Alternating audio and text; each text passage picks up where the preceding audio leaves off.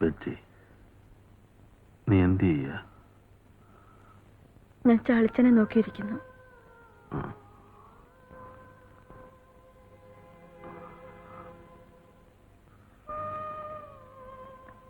നിന്റെ പിറന്നാളിന് ഞാൻ വല്ലാതെ മതിമറന്നുപോയി. എന്റെ കാഴ്ച നഷ്ടപ്പെടുമെന്ന് അറിഞ്ഞിരുന്നെങ്കിൽ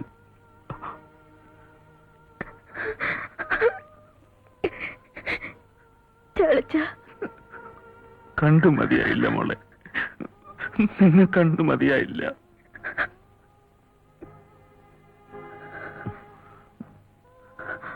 ബെറ്റി,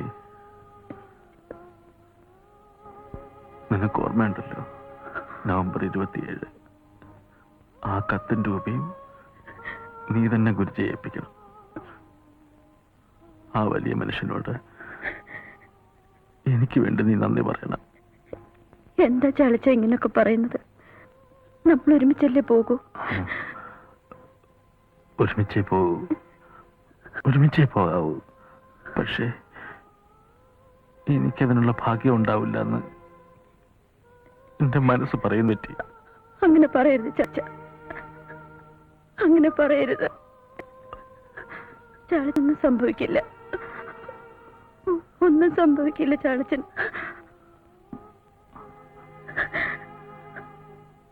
കരയരുത് പറ്റി. നിന്നെയും മമ്മയും വിട്ട് ഞാനിവിടെ പോവാൻ, എവിടെ പോയാലും ഞാൻ നിങ്ങളുടെ കൂടെ തന്നെയുണ്ട്. I am always with you. I am always with you.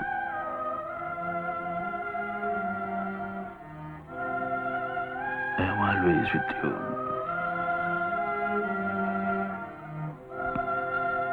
I am always with you.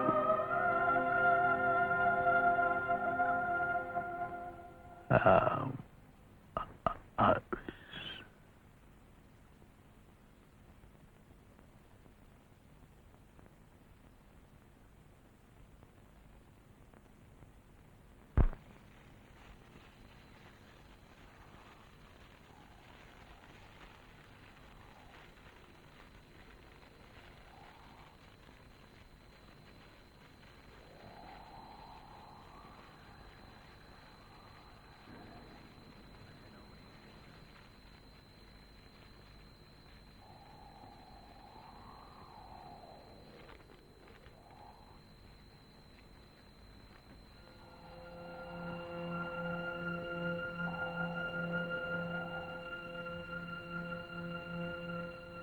Guruji,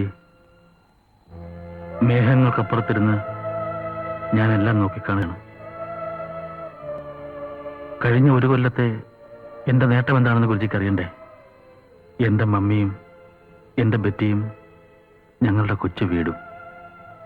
മരണം അടുത്തെത്തിയെന്ന് പറഞ്ഞപ്പോഴും എനിക്കൊരു ദുഃഖം മാത്രമേ ഉണ്ടായിരുന്നുള്ളൂ.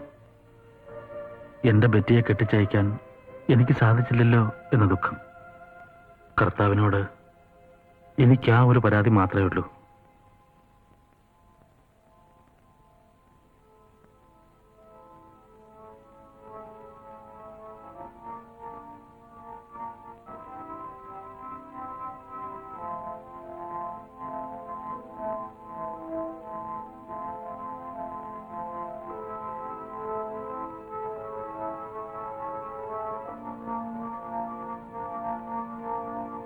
ഗുരുജി, ഒരു വാക്ക്. സ്നേഹിക്കാൻ മാത്രം അറിയാവുന്ന മമ്മിയും പരിശുദ്ധയായ എന്റെ പെങ്ങളും ആ കൊച്ചു വീട്ടിലെ കൂരിരുട്ടിലാണ്. അവിടെ ഒരു തിരി കൊളുത്തണം. സ്നേഹത്തിന്റെ ഒരു മെഴുകുതിരി അവിടെ കത്തിക്കണം. നമ്മുടെ ഉണ്ണിക്ക് മാത്രമേ അതിന് കഴിയൂ. എനിക്ക് വേണ്ടി ഗുരുജി അവനോട് പറയണം.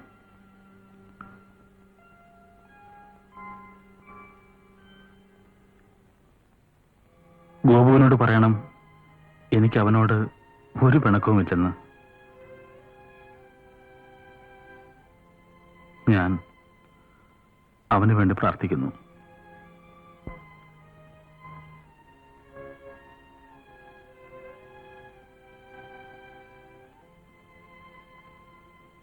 എല്ലാ നന്മകളും നേർന്നുകൊണ്ട് ഒറ്റപ്പെട്ടു പോയ നിങ്ങളുടെ ചാർലി.